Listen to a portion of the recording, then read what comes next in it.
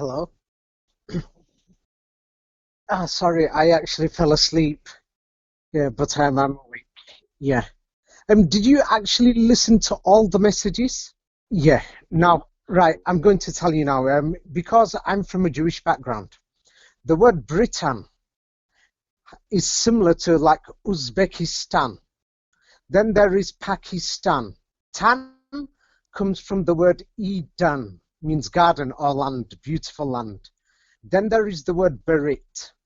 Now, the Berit means land of the covenant. Covenant, Berit, you can find in the Old Testament. It means like holy land. Then when you say Lon Ton, Tan means garden, and then it's the city of Lon. Now, if you're going to use Arabic, let's pretend you live in Baghdad. Yeah, then you will turn around and call it Bab Elon. Bab means the door. The door of Lon, Garden of Lon, would be called Babylon. So actually most people have no idea what's going on in history. Now, Maha means great in Sanskrit. Yes, then Med is the second word. Medi means like the sweet one. Even in modern Hindi. That's why one of their most famous actors, who was the king of Bollywood until the 1990s, was called Amitabh Bachchan. Mita. Yeah, Mita, to them it means the sweet one. Yeah, the sweet or beautiful one. So Mahamed means the greatest sweet. It's just a title. It is not a name. Now, the character Maimonides was created actually by British companies. And there's evidence to show that the Royal Society of London and other societies in France were involved with this. There was a man called Jean-Louis Boucarat. Yeah, he was a Turkish Arabic person. When I say Turkish Arabic, is because those lands were linked together at the time. Yeah, same like England had a relationship with the United States a lot more in the past, until the so-called independence. Yeah, so the thing is, this Jean-Louis Boucarat, he went around the Middle East, especially in Egypt and in Syria, and he was giving out books written in Arabic. And those books were supposedly about a guy called Mehmed, or Mohammed in Arabic. Yeah, or Mohammed in British, or in French, Mahomet. You know, some of the French documents write about it in the 18th century. So they were talking about this guy, and they were stealing his character. Same like the character of Jesus was stolen by the Roman Catholics and the Buddhists. Yeah, did you read my books about how the character of Jesus Christ was put into Christianity and into Buddhism? Yeah, but the thing is, in my books, you will notice that I put down the clear evidence that researchers have shown. I just put a summary, yeah, that they've shown that there was a character. Call him Jesus if you want in English. I'm going to use the English language. A man like that did exist, and he was part of the resistance to a country. Call it Tartaria if you want, or whatever you want to call it. He was part of the resistance against the group of rulers there.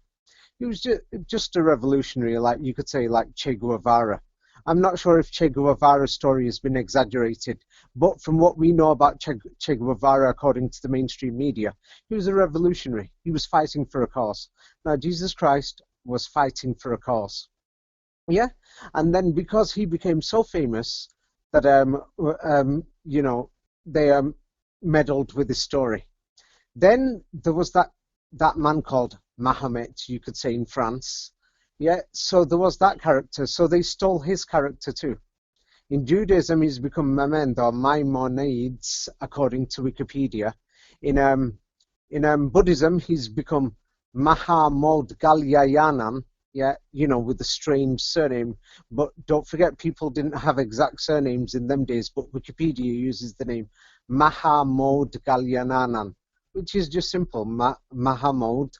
Yeah, Galyayanan, you know, one of the successors of Jesus Christ, or the people in Buddhism after that. Now, in Islam, we've got the person who takes over after Jesus Christ is a gentleman named Muhammad. it's a bit obvious these three people are the same person, and their character has been, played. These characters have been played around with. Now, they've been played around with, so it's just as simple as that. If you've got any questions, ask me now, because I've given you a summary after many, many years of looking into this. This is what I've given you, a summary. But you've obviously got some questions because, I don't know, you probably find it hard to believe unless if you have a look at, what researchers present. You've got to have a look at it. Like Fomenko, actually, for example, he shows this character, turns up in Egypt, Arabic Egypt, mysteriously 500 years ago. Just turns up out of the blue, and it just doesn't fit into the historical timeline. So, you could have a look at his books. He talks about it too. Any questions? Maybe more formally, I'd say, like, this is, by the way, David Weisenberg Jr., and he's the man who's visited more countries in the world. Number of places. Places, like somebody could say, I went to Russia. But if you've been to Moscow, that doesn't mean you've been to Russia. I mean, exactly, you've been to Moscow. Like somebody could say, I went to America. Where? New York, LA, one or two places. Like, you cannot say that you've actually understood Russia without going to many places. You've got to go to minimum 100 places in Russia because it's that big. It is that big. You cannot just say that, hey, I've been to a number of countries. Like some people say, I've been to, X number of countries. And you've been to some of the rarest, new world cities that are being built. You were talking about you went to Kazakhstan. And just in general, all the places you've seen. Yeah. And what's weird to the rest of the world, but what makes perfect sense to me after seeing a lot of places myself, not as many, but I've seen quite a few, is that certain things start to present themselves, and you race into the front with what's going on, looking at Tartaria and seeing this link between the religions and state control. One of the big ones for me that was interesting was I just did a video on Maimonides, and so then we were talking about Muhammad and this idea that Siddhartha's story and Christ's story are, at some point they divided up the life out of the Bible so that people would try to believe that the death of this character would give them what they needed. And then the other characters, they said, well, you need to focus on life and suffering, and there's little reward to it.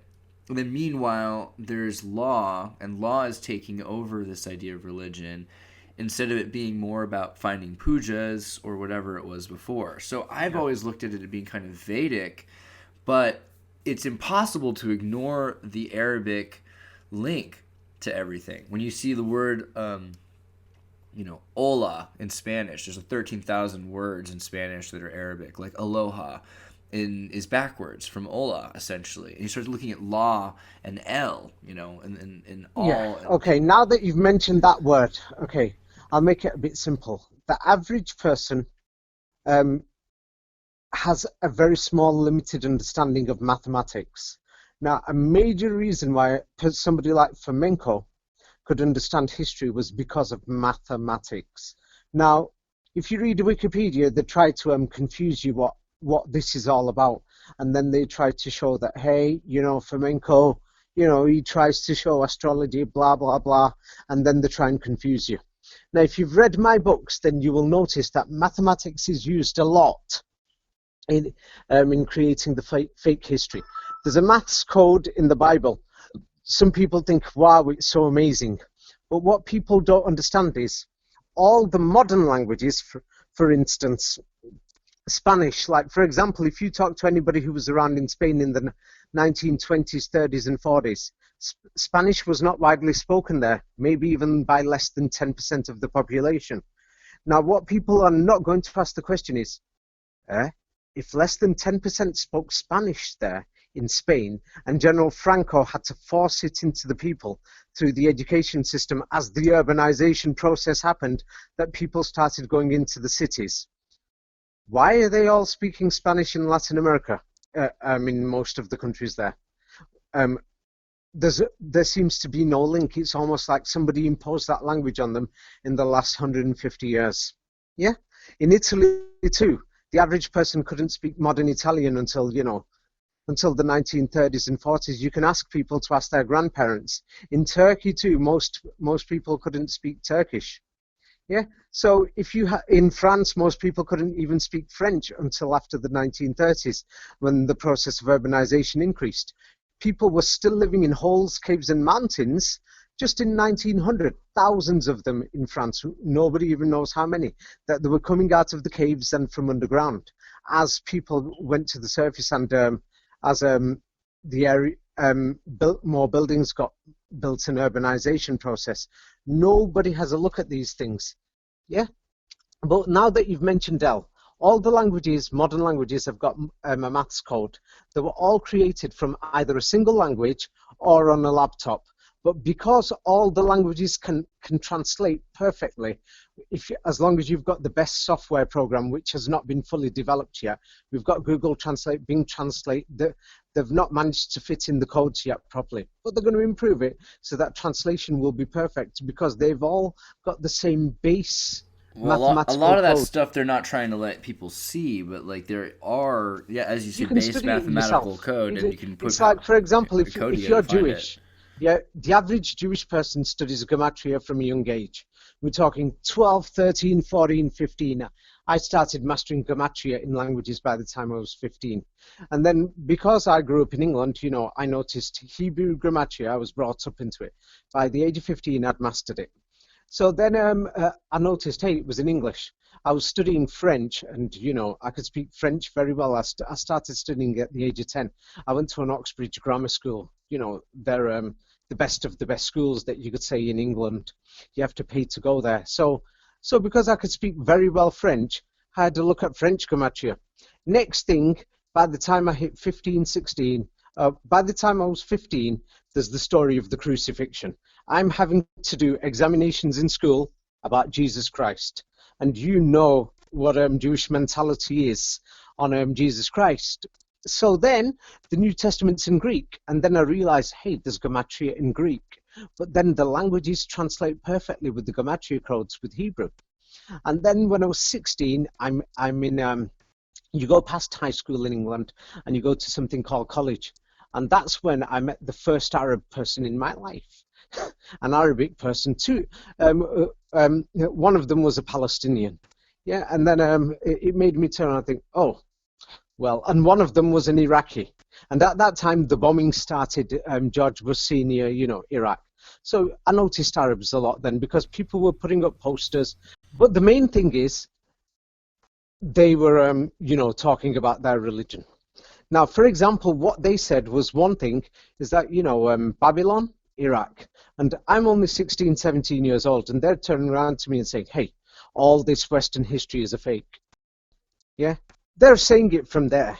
And then if you go to Egypt, the average Egyptian does not give a two about a single one of these monuments of ancient Egypt, because their Quran clearly says something. It says, hey, all the monuments and all the buildings, every single thing that Pharaoh and his people had built, every single thing had been totally disintegrated and destroyed by God after Moses left wherever Egypt was.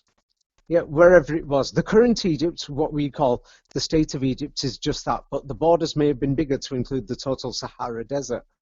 So then it made me question, thinking, what are supposed to be then the fake things? What are they supposed to be? Right, so every single temple, Abu Simbel, everything, the Valley of the Kings, every single thing, you can find photographs of their construction. 1900s, 1910, 1920s, 30s, 40s, 50s, 60s. You can see them all being constructed.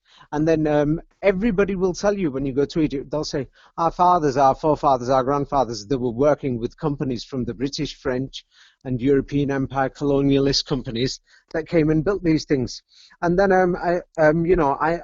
when I last went to Giza last year, there's local families there. And, they're... when you go as a tourist, normally you will take a bus or a coach from your hotel and you have it organized. But I went on my own, and because I'm traveling a lot more, I normally mingle with a lot more people. So I asked questions. I actually bumped into a family who said, oh, the Sphinx? Oh, no. My grandfather was here. They've been making it. Then it made me think, oh my God, they were making it? Yeah. And he said, no, he said there weren't many people living in the area near Giza. They came along as the construction workers came. They came as construction workers and they settled down in that area. So that just tells you, and then you can have a look at the old photographs and you'll notice there's most of these so-called ancient Egyptian buildings aren't there. Even in Babylon, most of these so-called ancient Babylonian temples, blah, blah, blah, nothing was there. And anyway, so they've changed the languages. Now, a few words that they couldn't change, yeah, is like, for example, you mentioned the word el, al, etc. Now, what they tried to do is confuse everybody. When Ataturk practically created the Turkish language that nobody could speak in the 1930s, before then, the New World Order in English is called the New World Order. It's our new world. Yeah, the Old World Order was called Altyn Orda. Now, if you go to Siberia, Central Russia, we're talking ethnic Russians here, they're going to turn around to you, yeah, it was called the Altyn Orda. Now, the thing is, I said, hey, that sounds like a Turkish word because the word altın means gold in Turkish. Yeah, I found that out because I met somebody in Turkey many, many years ago who said their surname is gold. And I said, where did you get that surname from? And they said Ataturk created the word and gave them a list of words to choose their family name from. So, and then, but when I got to Siberia, they turned around and said, oh, no. The meaning of Altyn Orda. Orda means order. Yeah. Altyn means means from God, or Allah in Arabic, or Allah in Hebrew. Al means God, and Tin means garden of Eden. Yeah. So Altyn Orda means the old world order was the order of God in the garden that He left us when we came here. Yeah, and that's why they talk about King Arthur. The word king is what do you call it? You could say it means Khan in Mongolian, but it's not a Mongolian word because even in Bulgaria people have the name Khan. Many Slavic people, but that name has died out over there after the nationalists took over in the 20s. Yeah, in many graves you can actually see people who were called Khan, king, or so whatever it's a you want to Tartar call it. name. It's a normal Tartar name that the Well, Mongolians still I don't use. want to use the word Tartar. It's because the thing is, the word Tatar means fatherland. Yeah, it just means fatherland simply. Yeah, even in Albanian, yeah, they call it Ata. Yeah, like the fatherland. Yeah, Albanian. Don't forget Ankara city in Turkey. Half the city of Ankara and the suburbs and the surrounding areas, they spoke a language called Albanian. But their Albanian is different from modern Albanian, which has been modified under King Ahmet Zogu in Albania, the so-called dictator. Like there was General Franco in Spain, there was Mussolini in Italy. And These people were all part of the same system. The Albanian genocide took out the entire... Well, how many people still speak? Not many, I guess. The original Albanian still spoken, though? So where is this? The original Albanian was actually similar to the language of the original Quran. Now, the thing is, the Quran is a controversial book, people would say. It's because it talks about, hey, get married 4 times. It doesn't. The translations have been manipulated. I had a look at it for word, but you have to be careful even for word meanings. Well, it's really weird when you look at the fact that the oldest Quran we have, is the Uthman Quran. Like you were showing it's a Russian book. I mean, as far as I can tell. There was one from Russia, the St. Petersburg one. I wrote about it in the book. And there was the other one supposedly from Istanbul, Turkey. But Istanbul Topkapi Museum, I had a look at the record of that when the British, French, and the Americans occupied it. It seemed like they occupied Baghdad. Yeah. After World War I, the British, French, and the Americans occupied the Uthman Topkapi Museum, and they mysteriously, and the Turks for hundreds of years, they never found it, but the British, French, and the American administration mysteriously found the Piri Reis world map, which showed the world's topography 500 years ago to show that it was equal to today. And it just didn't make sense. And there was evidence to show that that map had been falsified. So when that showed up, it's very understandable why the Uthman Topkapi Museum Quran, A, isn't complete, and B, most people are not allowed to see it and see. A transcript has been released, but it's not sure what this transcript is, etc. Now, in the future, if they do say, hey, we've got a complete Quran here in Topkapi Museum, nobody knows. But the oldest verified Quran we've got is the one in Uzbekistan in Tashkent. Now, the thing is, that's not from Tashkent at all. Lenin sent it there mysteriously in the 1920s to Tashkent. I've got no idea why he's going to send it there. But the thing is, before that, it was in St. Petersburg. Now, I don't even understand what it was doing in St. Petersburg. But the alleged story is it was taken from Tashkent in the 1860s and 70s. But if you have a look at the photographs of Tashkent in the 1860s and 70s, the place looks like it was totally devastated and bombed from the air. The pictures are in my book. That it's impossible even for the so-called Russian army to have gone there with their horses and carriages. Even a horse cannot move through that mud. There's that much mud that you could see. It's worse than any photograph. You know, I don't know how to describe it. You could, the pictures are in my books, but also you can find them online. You know, Tashkent, Uzbekistan. And I'm going to put a link, by the way, to your books because they're, I think Voltaire said that the $1 million, libraries, they don't really cause revolutions. It's the pamphlet that really turns pages. Your books are really good and short, and they give a lot of Voltaire, information. by the way, is another imaginary character they made up. I like the imaginary characters Voltaire, Democles, and Astonus. I feel like the more we look at Democles, it's like, whoa, look at all these fake people. Anyway, sorry for the long answer, but let me tell you now. So it all comes down to when they changed the languages, they couldn't change one word that was so big amongst the European people. The word Allah. Yeah, Allah is how they say it in Yugoslavia, so I've just said it like that. The Arabs will say Allah. Yeah, but anyway, I'll tell you what they did in England. In England, they know that people will obey Allah, so they just changed it to obey the law. Yes, in France, they know that everybody will. Yes. Now you're beginning to see. Ouch, that was a good one. No, I'm being serious to you.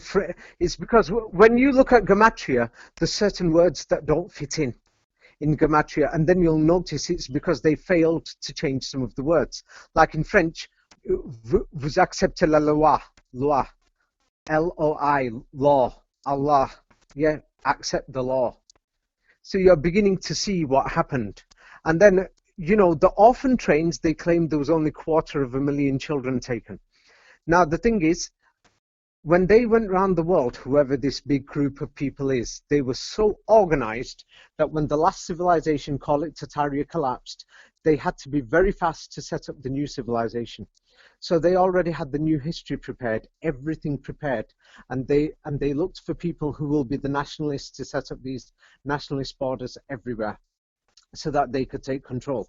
It was a long-term plan. Yeah, so they already knew what they were doing. So when they were replacing the languages, one of the strongest places that they couldn't handle was Europe. So they took away many people's children and they changed families between many children in Western Europe especially. Let's say they took them from New York and they probably shipped them off to Australia. They took them from Paris or northern France in the villages and they sent them to the Midwest. Now, many of these children, they had no parents, no nothing. They're working in the factories. You can have a look, in many photographs, 1880s, 1890s, 1910. It also shows like how the parents were murdered. It's interesting looking at witch trials and things where they burned people. Can you imagine what happened to those children?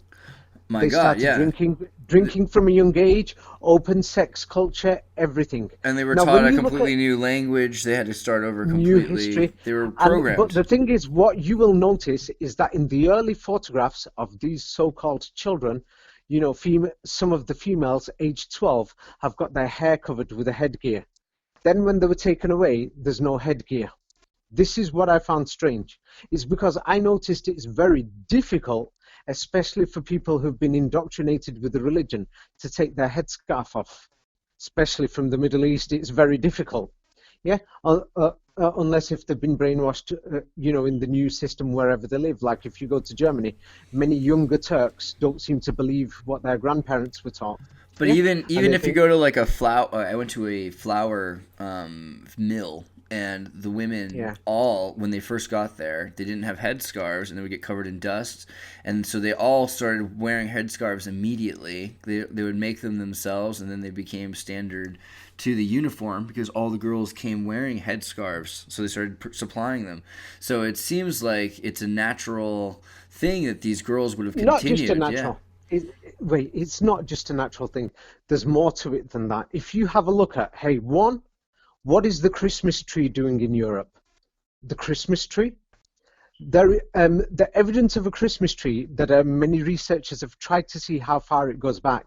It doesn't go far back than 4 or 5 centuries. That made people question, did Jesus Christ live 2,000 years ago? Questions such as that. Now, if you ask many historians, what is the Christmas tree? They'll say it's probably from a pagan tradition, blah, blah, blah, etc. There is no document in the world that could explain the Christmas tree, apart from the Muslim Quran. I'm being serious to you. Even I still cannot understand it. This made me rethink what the religion. Where's the Quran go into the like the Yule maple? Like what is it about the Christmas Okay, tree from the Quran? wait, about the Christmas tree. I'll tell you, I couldn't believe it. It says that Jesus Christ, when he was born beside a tree. Yeah? And when he was born beside the tree, there were sugar fruits on the tree, date palms. So let's say if you lived in Germany, they don't have date palm trees. So people would find a tree, and then they would decorate it and put some fruits on it. That's what they would do at Christmas time, or the time just to remember the birth of Jesus Christ, because the birth of Jesus Christ, according to this religious system of monotheism, the Abrahamic faiths, was that it was a miracle. Christ was born from a virgin, born beside a tree, and there were sweets and gifts on the tree that fell down and that his mother ate, while she was giving birth to him, and after that, while she was feeding him. So that story actually is in the Quran. It's nowhere else. Yes? So the thing is, it makes you think, hey, if you have a look at the whole of Europe, what it was in 1860, yeah? There's Russian researchers, somebody called Ulrich something, yes. I had a look at some of his things, and he shows that the history of Northern Europe, they shifted it to the south. And then they went to the south and gave some of their history to the people in the north. Yeah? So it looks like Islam probably played, or original Islam, not modern day Islam, which has been infected. And, with the same books that they put into Judaism and Christianity, they've given extra books in Islam. It looks like that Northern Europe may have actually probably been followers of the Quran. This is what it looks like. Now, the Quran, it does not say, that you should have 4 wives at the same time, blah, blah, blah. I actually went through that verse myself. Yeah, and I cannot give an accurate full translation because the old Arabic has been played around with. But from what it says get married once, get married twice if you wish, 3, get married for the 3rd time or the 4th time. It doesn't say marry all 4 of them at the same time, but it says it's best if you got married only once. Now, modern Muslims, how they interpret that, that's their business. But whatever the original meaning was, it's clear. It says get married only once. So now people will use these things to show that this book is against human rights. It's not. The translations have been manipulated. Now, when people were going to school in the 1940s and 50s and 60s in England, if they did anything wrong, it was a tradition that, or if you stole something, the teacher will get the ruler out and he's going to give you, and he'll hit your hand with the ruler. Now, in the Quran, it says, if there is a thief, you shall strike his hand. Now, today, on purpose, it's translated as, you shall strike his hand off. That could mean cut his hand off. But from what we can see, what they did in Northern Europe, the tradition was that if there was a thief, you punished him on his hand. I don't mean cutting them off, I mean caned, like a punishment. So Yeah, I'm saying, there was another thing I wanted to get to before we got too far away from the language thing, which I find interesting, was when I first started looking into Tartaria, Etruscans and the Thracians, the Thracians use a script which is like a mirror reversed Latin script, and it looks if you start to look at it, you can start to see patterns just in the terms of right to left, left to right. And when these parents were burned at the stake for being quote unquote pagans, just like the Orthodox were told they had to cross themselves the other direction, these people were told they had to pray backwards. A lot of the time they said these people were satanically taking the Lord's Prayer and doing it backwards, doing it note for note and sound for sound backwards, which I think is interesting when you look at words like El and, El is Elohim and Allah, because you have forwards and backwards El and La. Oh, you just said Elohim. Now, Right. if you speak to anybody, who's an Arab, he's going to pronounce that word Allahumma, Elohim, Allahumma, yes. So it's a question of pronunciation. Like, in Manchester, if I see somebody else say good morning, but this means good morning. Good morning. Don't even pronounce the D in your local area. So actually, Hebrew and Arabic is actually the same language, but they deliberately separated it. Same like Serbian, Macedonian and Bulgarian was deliberately separated by nationalists. And even today, in the next 20 years, you will soon see Bosnians, Croats, and Serbs probably will not understand each other maybe after 20 years' time, because their local nationalists are making sure that the languages are further drifted apart. Do you think that there is something to the idea of turning the languages backwards, like that we're speaking something it's in very reverse? easy. Right. Actually, what you have to do is have a look at how a language is created. You can imagine if you put it down A, B, C, D, E, F, G to Z. You could change the letters and put it backwards, Z to whatever. That's how half the world's languages have been made. They've already been turning them backwards, sideways, upside down, left and right. That's why some languages speak, the sentence construction is backwards in some languages compared to another. It's like I learned Turkish and Japanese. I thought, oh my God, what the hell? The languages are backwards compared to, English. Yeah, and it really did my head in. Yeah, it really did my head in. You'd say "Ohayo gozaimasu" in Japanese, and in English, in England, you'll say "Hi, good morning." Yeah, it's like it's "Hi, morning, good." In Japanese, it's "Hi, morning, good." So say it again in Japanese. Ohio. "Ohayo gozaimasu." That's very close. But it does your head in. When you learn the language, it does your head in, because you have to think from backwards to forwards. So it really does your head in. But once you get used to it, you will see the global picture. It's not just one language. Half the languages are already backwards. I saw a good one the other week, which was Osama is king in Japanese, and it's lion. Osama. And okay. And lion. Okay, in, you've Arabic. Noticed about the Mayan thing. In Arabic, Mayans. yeah. Okay. In the Mayans, yeah. Go for it. Okay, I'll tell you. This is very obvious. Now, most of the so-called Mayans today, more and more of them are going to live in city areas as they're leaving the villages. Yeah, that's why you can see a lot of Mayans and other peoples, ethnic peoples are trying to get to the U.S. border through, through Mexico, because many of them are just villagers anyway. Some of them might be suffering from so-called persecution, but many of them are just running from poverty.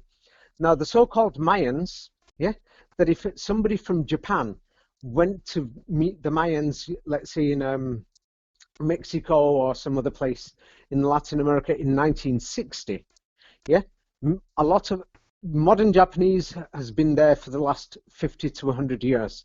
Now, if somebody came from a village area in Japan and he did very well in education, let's say he was in university in the 1940s, he was age 65, retiring in the 1960s. Now, let's say this man is retiring in the 1960s, he goes on holiday to Brazil or Mexico. He bumps into a Mayan. Now, this Japanese man in the 1960s, he's aged about 60, but he was 10 years old in 1910, and his grandparents were probably still alive, and his grandparents spoke a totally different language, but he remembers half that language. Now, many Japanese tourists who went to visit the Mayans or bumped into them in the 1960s and 70s said the Mayans were speaking the exact same language that their grandparents were. Go and check that out. So now this started making me think, hey, these so-called Native Americans, there was, 500 years ago, they said there was 150 million of them. Or more than that. I'm not sure. I've forgotten the number. There should be at least 500 million of these people today. Well, it's crazy looking at California and along the California coast, of the Pacific coast up to Canada. The tribes there, the Haida, for instance, use totem poles just like the Japanese. The art is very similar.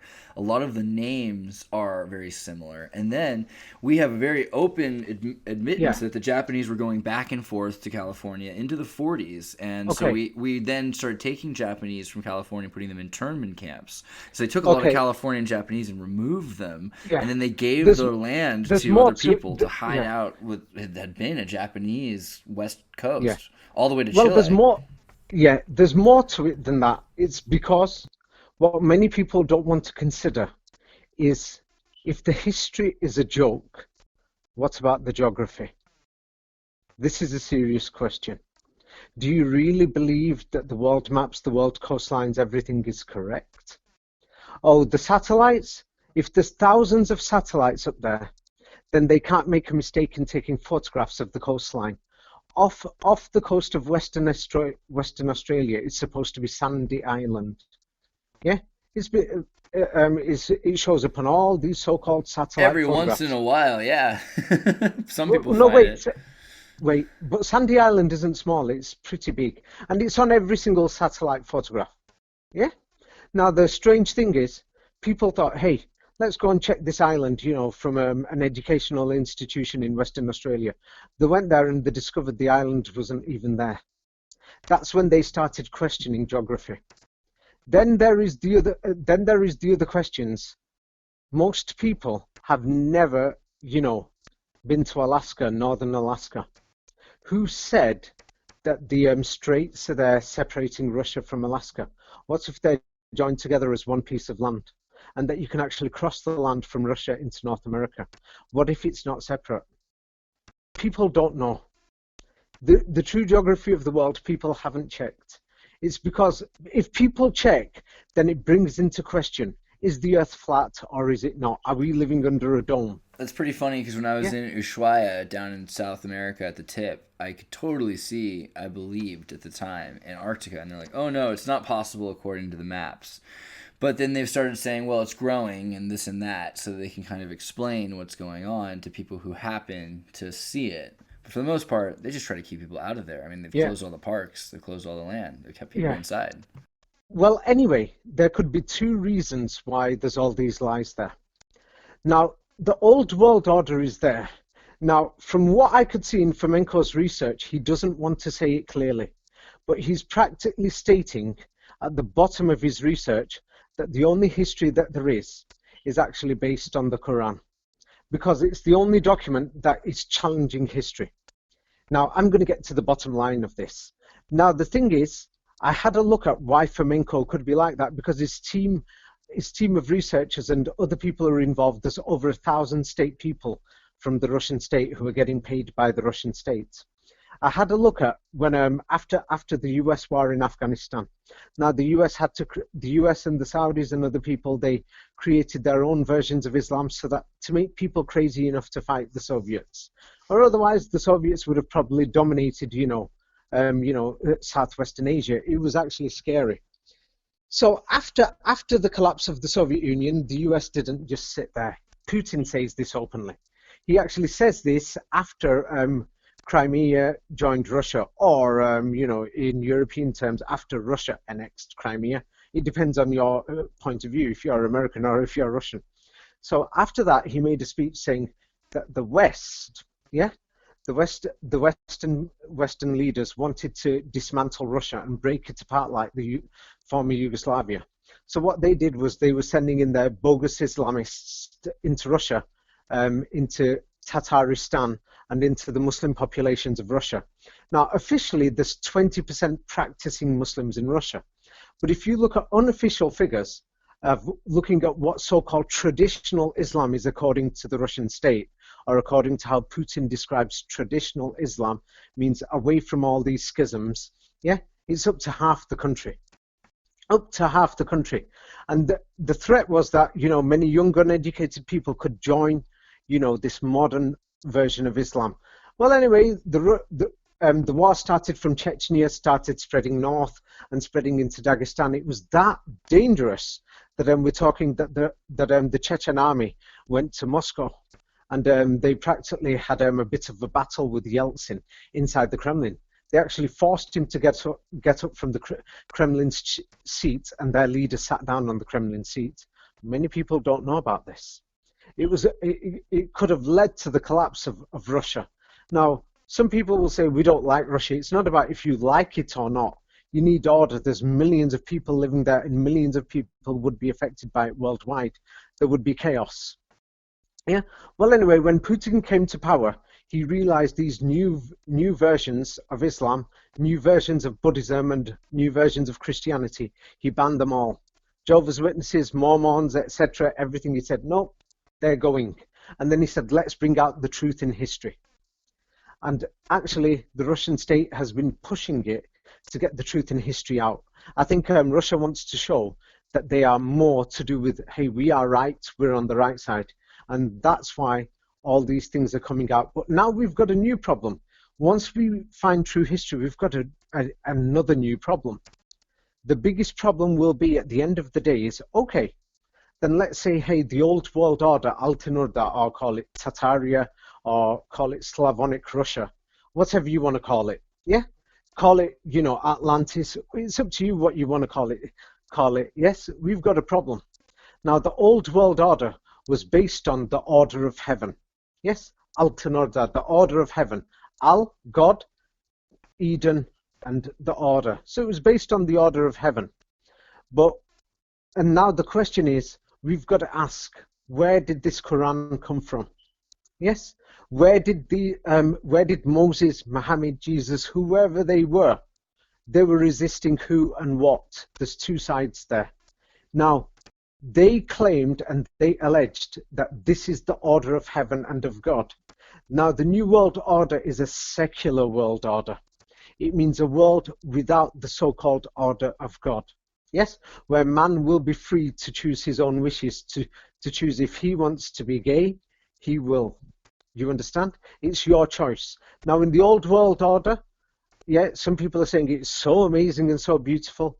You couldn't have that choice because it was based on the so-called, what they claimed to be was the natural order of God. What they claimed. Now, many people are making it out that Tartary was so amazing and so beautiful. But a war happened, yeah, and something happened that destroyed it. Yeah, that it's been destroyed. There might have been external forces that we don't understand that could have been involved. Some people would call it God. Other people would call it aliens. Some would call it angels. Yeah, others would call it, yeah, an alien force. But what we know is that civilization collapsed and there's been huge catastrophe. Yeah, but after we've got there, now no wonder they would lie about history, because who would want to know? Yes, who would want to teach their children about such devastation? People would be so terrified and so worried. Anybody who's already studying this subject, I've noticed many people, I have to calm them down. Some people are saying, I want to change my life, I want to do this, blah, blah, blah. And I said, everything's okay. Yeah? I have to tell people, to tell them, hey, don't worry. There's nothing to worry about. It's because, you've got to think, if you are going to set up an world order tomorrow, the average person in the world can't read or write. More than half of them like a proper newspaper. Now you've got to think what these people are going to believe in. What are we going to do? Are we going to start forcing people? Now the old world order eventually became a dictatorship. And that's when the freedom fighters said, hey, you're going a bit too much out of control. These people like Moses is and the Mohammeds and the Jesus is, there was many of these people and they called them messengers. Now, the difference is in Christianity, they say Christ is the best. In modern Islam, they say Muhammad is the best. In Buddhism, they say Buddha was the chosen one. But if you read the Quran actually says, hey, no, these people, they were the people who were standing up for God's world order. Yes, and that every single one of them is equal because they were freedom fighters. Read the Quran, it says, there is no difference between the respect that you give any of these people. Oh yeah, modern Judaism now puts Moses at a heightened status. But the Quran actually says a different story. I actually read that myself, not just having a look at the quote by researchers. I was surprised. I thought I'll have a look at it. I opened up the Quran and had a look at it, and I saw it says, "Oh no, they're all equal. That you shouldn't discriminate between them." Yeah. Well, anyway, so the thing is, after we found all this out, now I've got to the stage that I found out a lot, but what I cannot prove, yeah, is which order is correct, the New World Order or the Order of Heaven. I don't know which one is right. Yeah, the Order of Heaven, they claim that God has chosen them and selected them, and this is how God wants the order of the world to be. The New World Order has said that God's world order has failed. Yes, and that freedom and that individual man should decide what his own destiny should be. Now, it does matter that they lied in the New World Order. Yes, it does. But what are we going to do? There's all these people out there, millions of them. Half the world is, backwards economically. We haven't even got the world ready economically yet. People want cars, they want houses, they want new furniture, they want the best televisions. People have got so many wants. So I don't know the final answer. But anyway, I've told you from what I saw in Fomenko's research, because I started reading his books when he started publishing them, like from book 1, book 2, book 3, book 4. And as he went along, I noticed that what he did in his final books was that he practically wrote a book based on the Quran. Yeah, it was practically about Islam, about who Muhammad may have been according to him, etc., and how the old world order, the order of heaven, how it worked. So that's what he did. So what do you see when you look at that? Like, when you see? Okay, so is Christ Buddha and Muhammad? Are they some weird fellowship of the rings? Were they adversaries? Are they at the same time, or are they in an order? Right. This is the thing that what Fomenko points out is the history timelines. He's done it, but now many other people have checked it. I checked it myself. I didn't take his word for it. I went and checked every single king in most European countries and most Middle East nations and in China. I checked more than half of the world's so-called history kings, and I noticed the dates are the same. And I put them on graphs myself. I checked them. I'm not somebody who just thinks, hey, somebody says something, I'm taking my word for it. Okay, they created the fake history. Now, you're asking me about these people. Oh, I forgot the question. What do I think about what? About I guess. Well, yeah. I mean, do you think that they're the same person? Who are they? Who is Buddha? Who is Jesus? Who is Muhammad? Okay, now I'll give you an example now. Like today, a so-called modern day person who resisted the United States is that man with the glasses, and he revealed something about the U.S. states and ran off to Russia. What's his name? Edward Snowden. Now he claims to be a modern day resistance fighter, saying the state is doing these things. I don't like it. Yeah. And he was out there doing the revelations. Yes? So these people in the old world order, it's like you've noticed is not just a one-day thing. Like we've got Donald Trump in our world order today. It was Obama yesterday. Before him, it was George Bush. So when Tartaria was there were different leaders. They came and went. Yeah? And eventually the place became a dictatorship. And then there were people who were doing the resistance. Yes, and then they did their resistance, yeah, and then practically Tartaria fell. Now the resistance, after that, the New World Order sprang up from the resistance. Now the New World Order could actually be the bad people from Tartaria who turned it into a dictatorship, or it could be the resistance, and that the resistance thought, hey, we don't want any of this history to be there for the New World Order. Let's just make the New World beautiful. Give everybody a great history. Macedonia has got its own Alexander the Great. The Greeks say, no, he was ours. The Russians say, no, he was ours in the form of Alexander Nevsky. Yes. The Arabs say he was ours, Al-Iskandar. So you've given everybody a great history. You've given them all their Stonehenges, the pyramids, the Great Walls of China. You give them all these fake things, and you know what? You keep the world happy. That's what you do so that everybody can get along. Now, the question is that right or is that wrong? Some people will say, we've been lied to. Yes. Okay, now, but the question is, why did they lie? Now, we've got a problem because these two sides are fighting. And in the end, you've got to choose which one is correct. I don't know.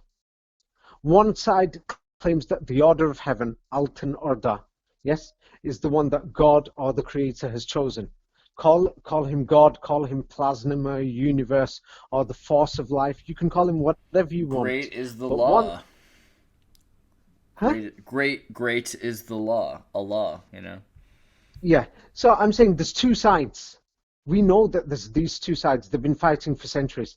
They're still fighting today. Yeah. It's like if you think that they're still not fighting today, yeah, when you look at what happened at the Twin Towers, it happened on September the 11th. What people don't realize is that when the Japanese were fighting the Americans, they had four big warships. And in their language, like I said to you, one of them was called Jesus, one was called Moses, and one was called, Muhammad. Yeah? And one was just called Yamedi or Mita, the sweet one in Sanskrit. Now, the problem is that the Americans, when they walked into Japan, it was suspicious how they walked into Japan because Japan never got defeated, and evidence shows there was no atomic bombs. For example, the US, the British, and the French had to fight only 2 German divisions in West Germany in 1945. The Russians were fighting over 200 German divisions, and they got to Berlin. 200 German divisions, and the US and the British had to fight 2 divisions. So it's almost like Hitler left Europe open for the West to come in. Yeah, and then the two divisions in the West didn't even put up a fight or resistance.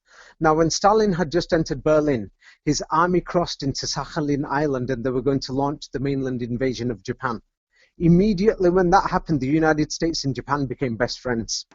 Yeah, but on September the 11th in 1945, the United States issued a warrant, yeah, to arrest the leaders of Japan, the military leaders. Now, the thing is, in Japan, they have that shrine called Yasukun. Like you said, Sama is the name for God. It's actually a respectful word in Japanese. But anyway, they've got a shrine there called Yasukun. Yeah. Now you will notice that the Arabs, they call Jesus Isa. The Jewish people call him Iso. The Japanese call him Yisa or Yasa. So Yasukun, kun means like king, Khan. Yes. So as you go further east, they say kun, Khan, and then king. Oh yeah. So I'm trying to tell you about the timeline. So the thing is, when the Japanese, yeah, you've asked me about Jesus and Muhammad, did they live at what times? Yeah. So the thing is, the Japanese were fighting as if this Jesus Christ guy is more recent. That's why they've still got the Yasukun shrine, which is based on Jesus. Yeah. Which is based on Jesus. And then the thing is, in the Quran is the only document that totally challenges Western history. Now, this is the funniest thing. It turns around and says there was Moses, and that Moses had Aaron to support him.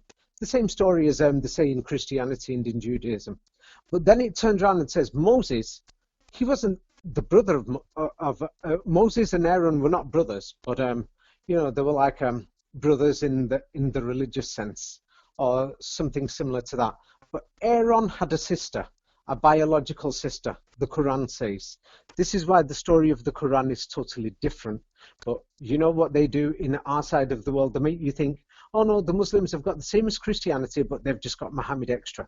And now the Muslims are told this too, so they don't even bother to check. They think, well, we got the same as Christianity, so it must be the same timeline.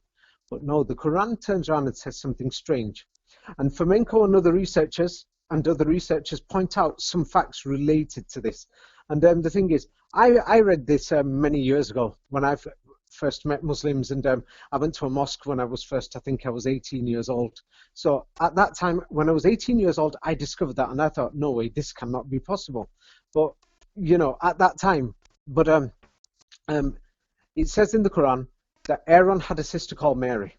Now, Mary had a son called Jesus. That's what it says. In other words, Moses was alive at the time of Jesus Christ, but he was older. Can you see what I'm getting at? The Quran actually says that timeline. Now, the only other people who've now shown that these world timelines are a joke is, from Russia. And in Russia, they're openly teaching this in the schools now. You could say, the people who bother to learn the history, half of Russia knows all this stuff now. Maybe in Europe and America, we'd turn around thinking, oh my God, I can't believe it. You go to that side of the world, they'll say, we know. Or if you went to the Muslim countries, they'll say, yeah, we're still fighting resistance against the West. That's what they'll say. Yeah, because they know what's in their religion, but their religion's been infected with new books too. So that's why you've got to be careful. But in Russia, they're keeping these new books away. So Yeah. what is your approximation then? Like, can you do a from Abram to Jesus or Muhammad timeline, kind of like in your mind, like how it fits? Right. This is the thing I've noticed. Some people are trying to make sure that the agenda is focused just on Tartaria now. I'll tell you how. Imagine if you're somebody. Yeah. Imagine if you're the person who created the fake history. Then you created ancient Greece, ancient Persia, ancient Babylon, etc. And you've made sure that the world has been distracted by all that. Now, there's people out there, like I said, these videos are there to manipulate people and keep them occupied, just focusing on mud flood, advanced technology, on a few buildings, and they're still doing the same videos again and again. It's been, 5 years. They're not making no progress, and they're focusing on just one civilization called, the fatherland Tartaria, which they say in English.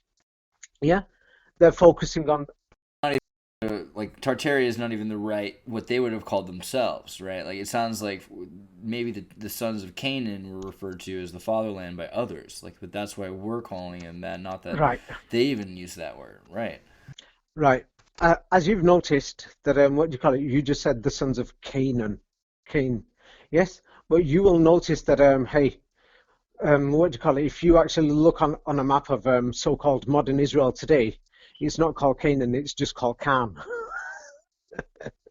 So Is that maybe why American, American, yeah, and American. yeah, yeah. Well, anyway, the thing is, what I was going to say is, you've asked me about can I make a timeline, from Abraham, etc. Yes, you can. There is a true world history, but Fomenko has done his part, and he didn't do it all by himself. They had to have so many people involved, so many investigators. Like many of the teams had to go and visit all these sites, and they had to bring out the proof of old photographs. Well, that's why they call it Russian misinformation now in the West. That's what it's called. Yeah. But they did their part. But of course, they can't do everything. Yeah.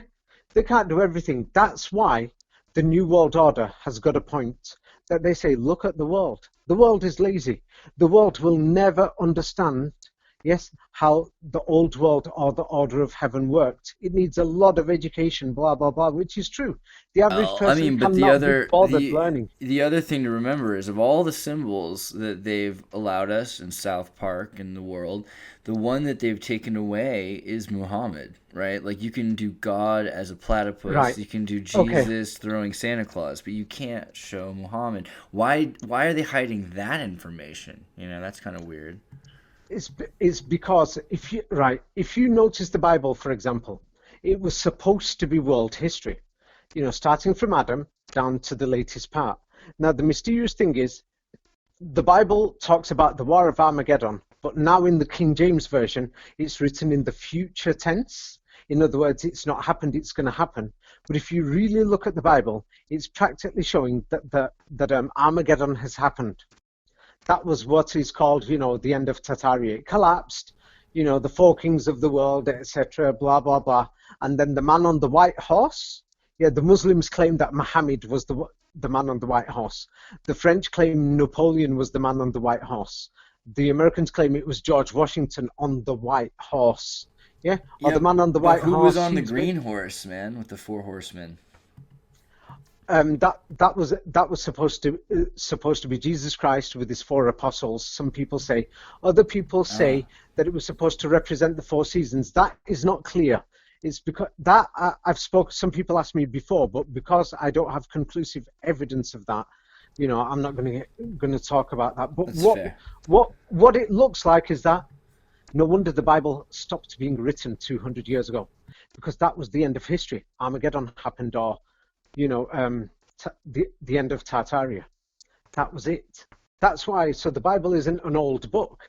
That's why Fomenko even said, hey, it's not an old book. And then he even says, yeah, many of Fomenko and other researchers with him say, what if the New Testament was written before the Old Testament? Yes. Now, this is when the Quran is the only document that has mentioned this for the last few centuries, apart from Fomenko. Now, when Fomenko first said that, I saw this video. It was on YouTube. I remember when it first came out. I started laughing the way, because they used this electronic voicing. And what if, the Old Testament was written after the New Testament? The way it's just so funny. Some of these Fomenko videos, whoever made them on, 10, 15 years ago on YouTube. But the Quran actually says that, Moses was talking to many people at the time, and he was giving a speech, like, let's say Donald Trump does to large crowds at election time. But anyway, Moses was giving a speech, yes? And Moses told the people who were there that they should look at the two books that were available to him during his lifetime. The two books that two people have given to the average public. And he said one of the books is the book that he's left behind, called the Torah. And he said another book is the Gospel. In other words, that book was here on earth during Moses' lifetime. Now, this is what the Quran states. Now, that's why Fomenko and others, they put down their research, they presented their proofs to show that, hey, the New Testament and the Old Testament, they were written around the same time. And probably the Gospels were probably finished even before the Torah, the original books. But the thing is, the Quran mentions these things. Now, the thing that got to me is that I can see that the Quran is probably the Old World Order book. Yeah, it's because it's got the Old World Order facts correct. Like it says everything in ancient Egypt got destroyed. So why do we have all these temples there? But then if you check them all, you can find, hey, they were all recently constructed in the last 100 years. You can find the construction photos. So it's very suspicious. The Quran talks about saying, hey, go and have a look in your city, the city that you're living in. Look at these buildings carefully. Look at the city carefully. And you will soon realize that there was another civilization living in the city that you're walking in. It says this.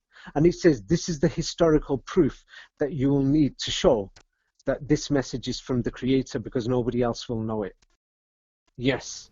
Now, these are the challenges that, the average person has never even read the Quran. But, when these Russians are putting these things through, they're explaining it. But I'm saying everyone's focusing on Tartaria. Like you said, the timelines, there were other civilizations that are mentioned in the Quran.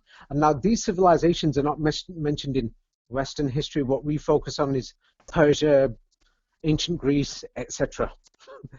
What the Quran talks about is strange things. It talks about the father race, the people of Atta or Tartaria, and it says they got dealt with and destroyed. And it talks about another group of people called the Tamud, yeah, and they got destroyed, yeah. And then it talks about the people of Noah. It talks about the nations that were on earth and what happened to them. Now, I've remembered his name, Ulrich Varoni. Yeah, he's a researcher, and he shows that the history of the North was moved to the South. For example, in some examples that he gives. Yeah, and if you have a look at Southern Europe, like I said, the Arabs and the Turks, the Albanians say Iskander Bey or Iskanderbeg. Yeah, Alexander. They're fighting about him in the South. But the Quran says something strange. It says that this Iskander, yeah, was it Iskander? Oh, I've forgotten the name. But anyway, it says that there was this great man, a leader of a world empire long ago. And he had two horns. In other words, like the Vikings or like Attila the Hun. Then you'll soon start realizing why Attila the Hun has been demonized.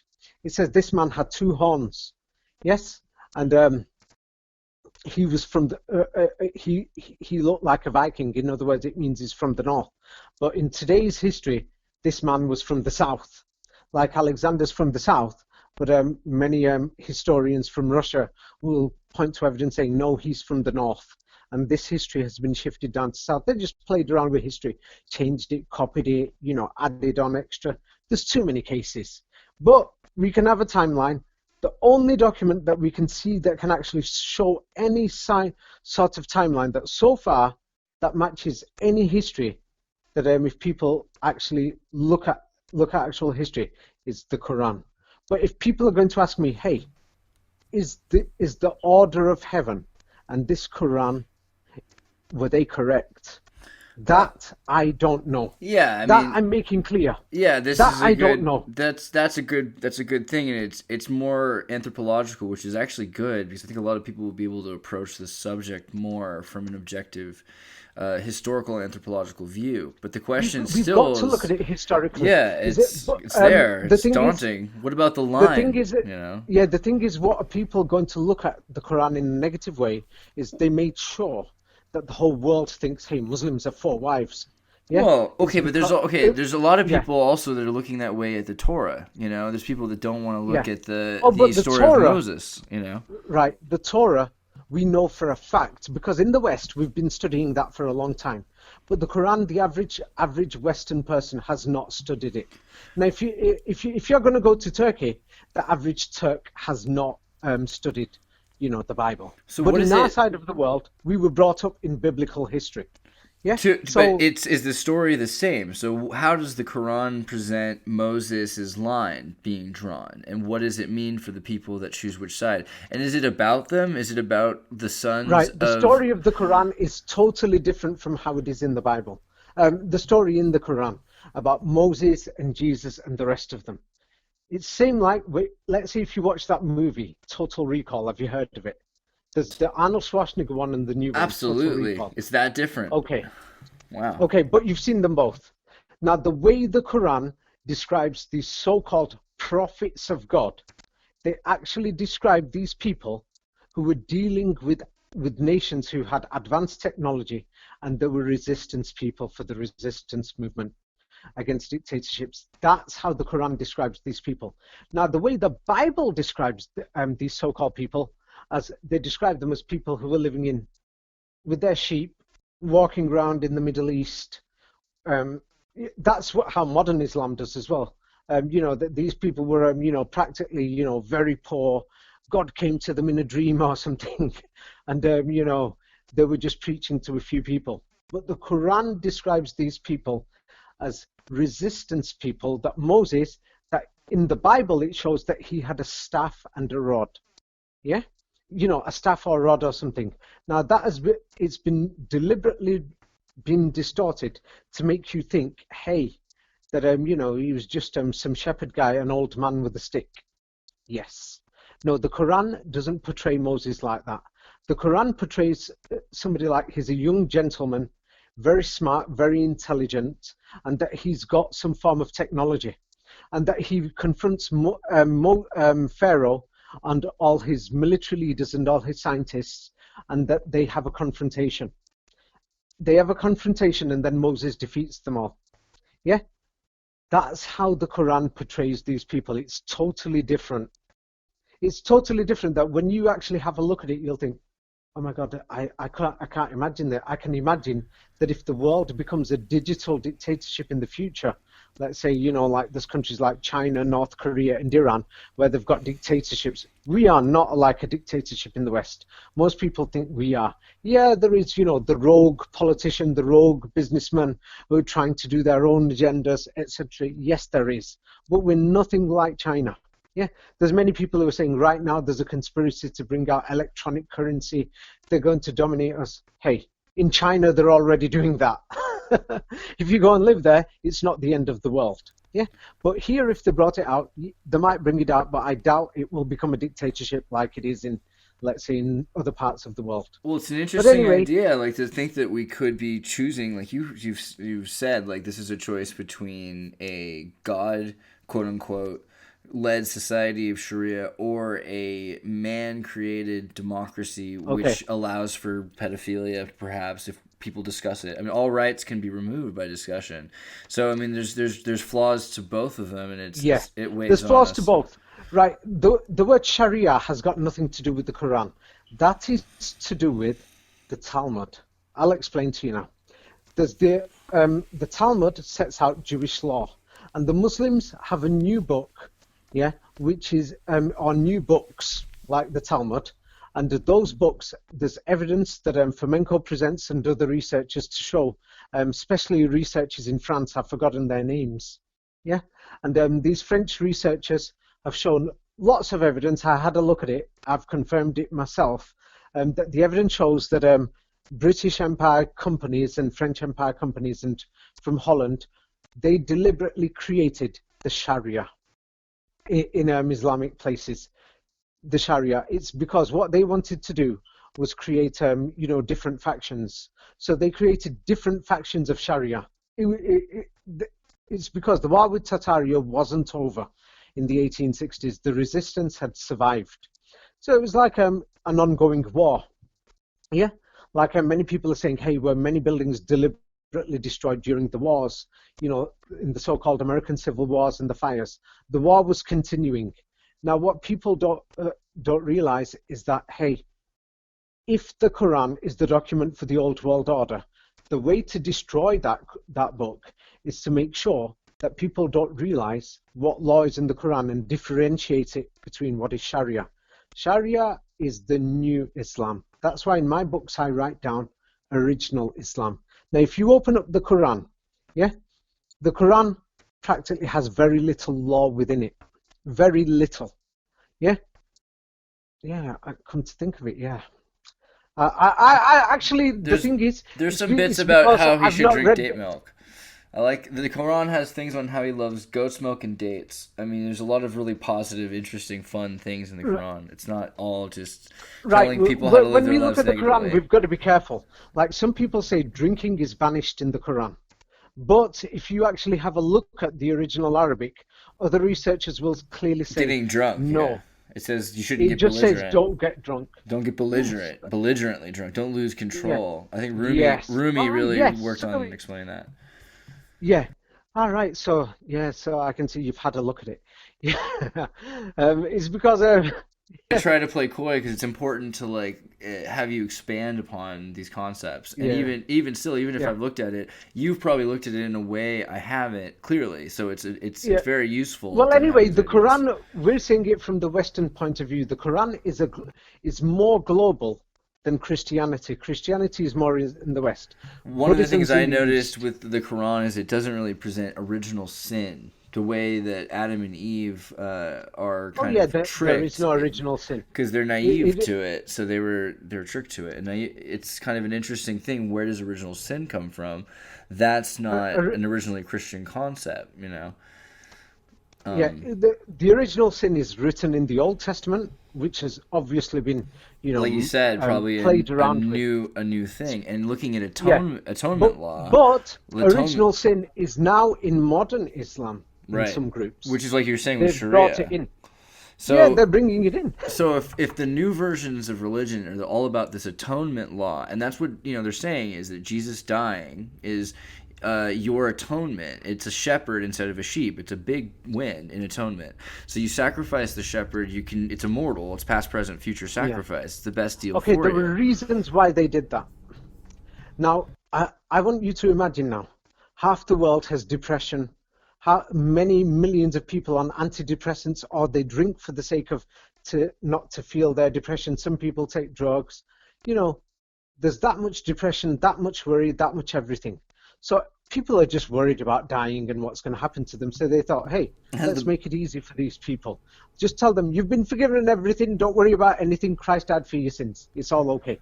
Well, then why do they tell the Buddhists that life is suffering? What's up with that? Right. It depends which group of Buddhism. Now, imagine if you went to Thailand. The Buddhism in Thailand is different from the Buddhism in China. It depends on the Islam in Iran and the Islam in Saudi Arabia is totally different. And then the Islam that's in Syria is different from the ones in Egypt. They're all different, believe it or not. And the Indonesian Indonesian Islam is insanely different. It's like a tropical coconut house music version. But now in all these areas, these modern, Talmudic type of books that they call Sharia books are now entering all the world. they're getting everywhere. Now, in a place like in Malaysia, it's not got there very far yet, but there's always the danger. You know, in the Balkans, it's becoming a mess. Half the people now in the Balkans have got these books after the collapse of Yugoslavia, or before that, in the Balkans, it wasn't there, but now it's spreading very fast over there. That God knows the future of that region.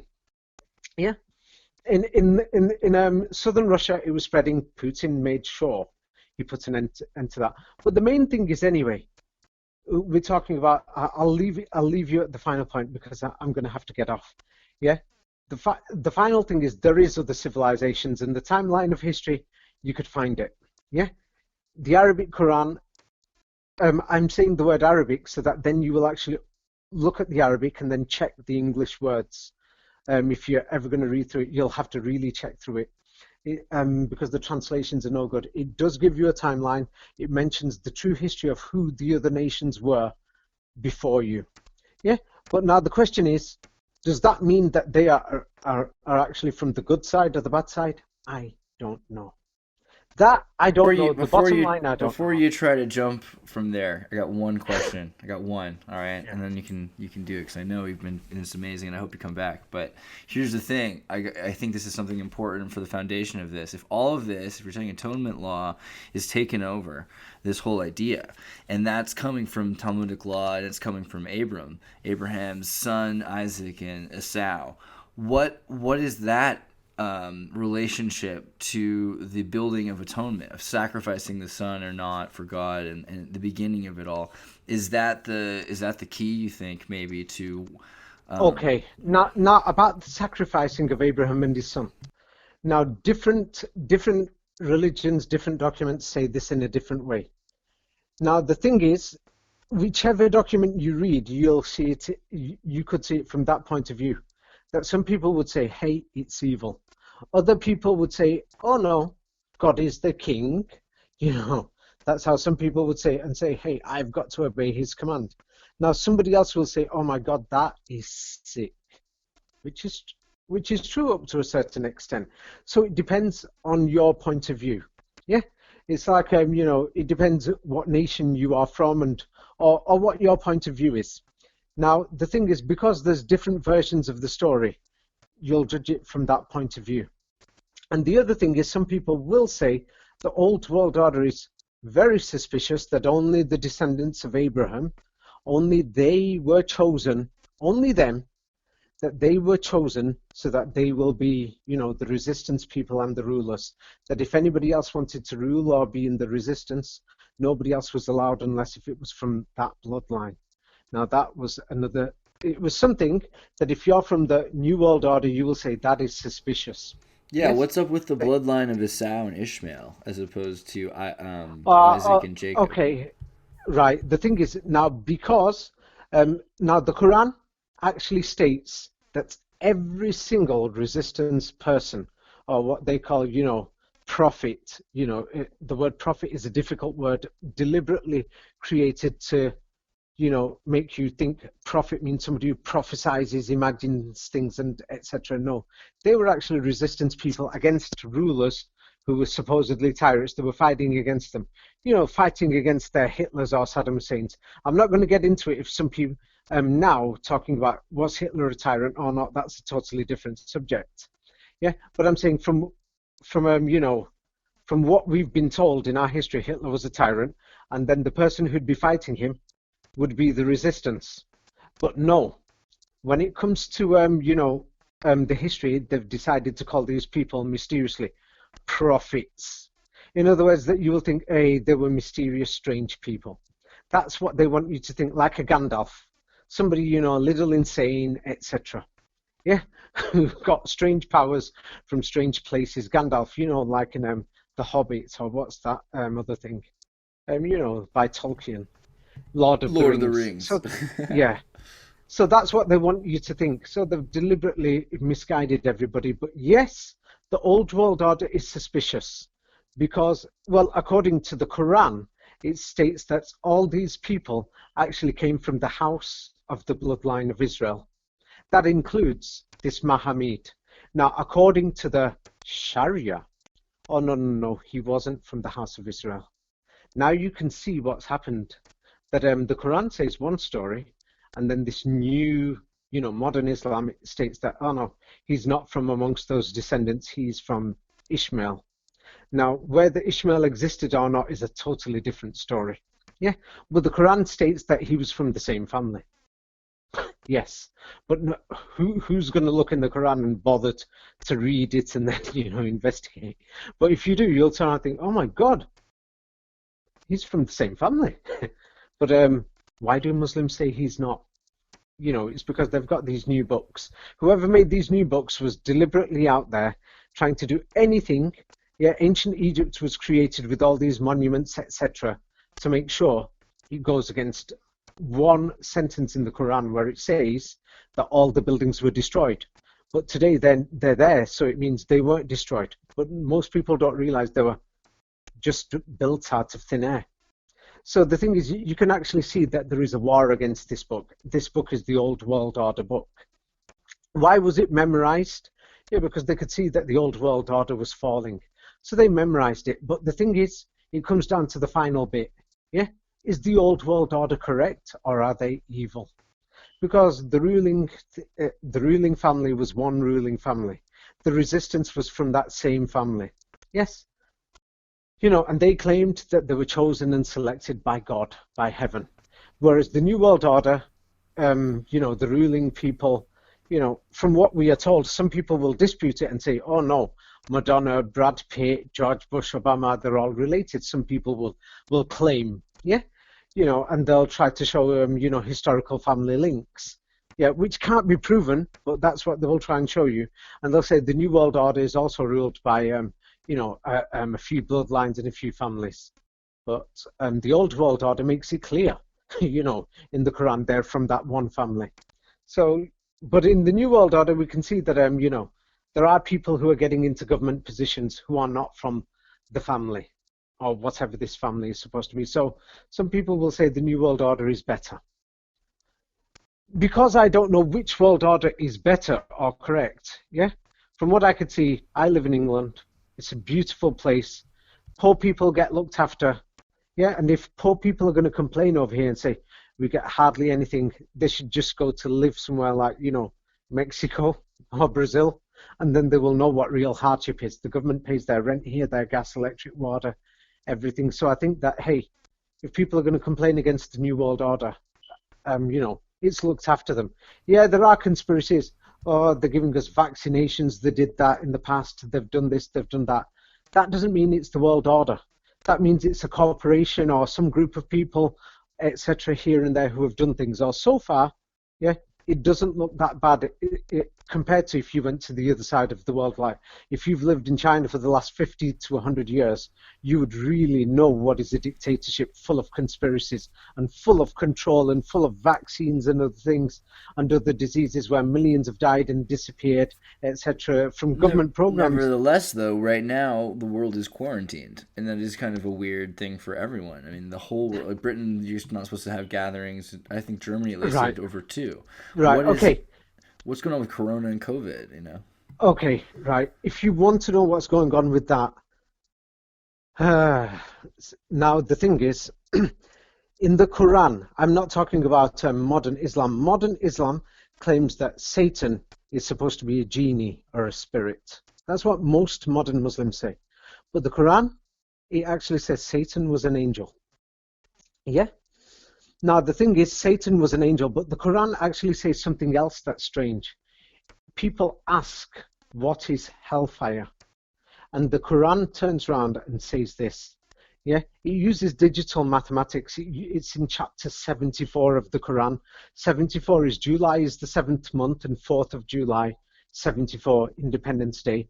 The word God, if you go to any Jewish synagogue in the United States, they will never write the word God in a sentence. They will put G underscore the letter D.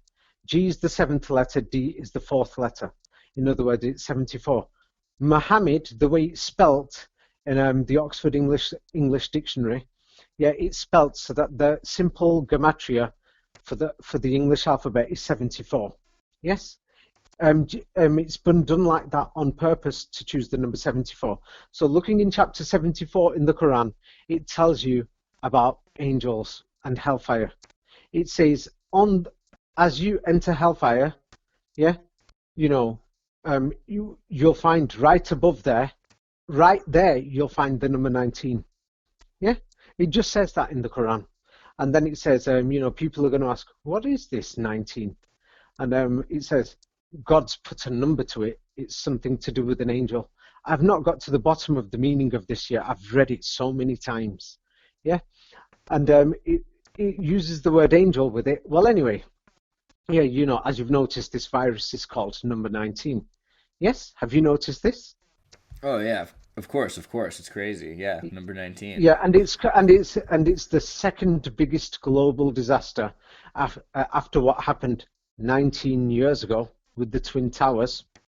Oh, the Twin Towers allegedly had 19 people who did the attack.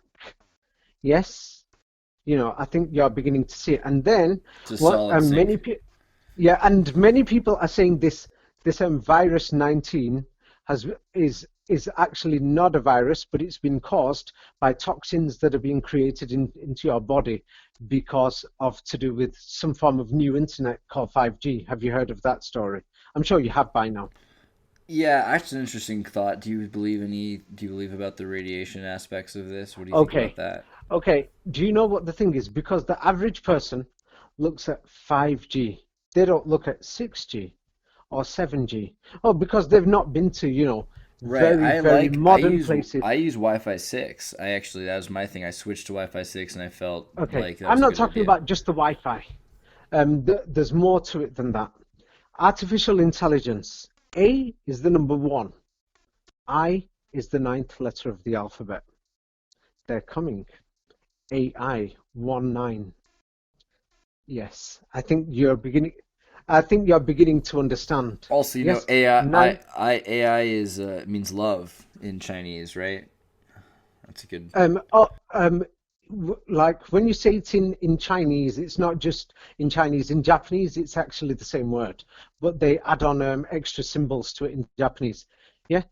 Now, if you're going to talk about Chinese and Japanese, like you said, hey, there was a lot of Japanese. Like many people don't realize the Japanese language is similar to Turkish, but it's been modified a lot, at the beginning of the last century. They modified it to change it. Yeah, that's why many of the Mayans, couldn't speak modern Japanese, and it's a lot different. But it's practically the same language that people who went there in the 60s who could speak their grandparents' language could actually do that. Now, many of the old Japanese names from the 1930s and 40s, from people's grandparents' names, are exactly the same as Turkish and Arabic names.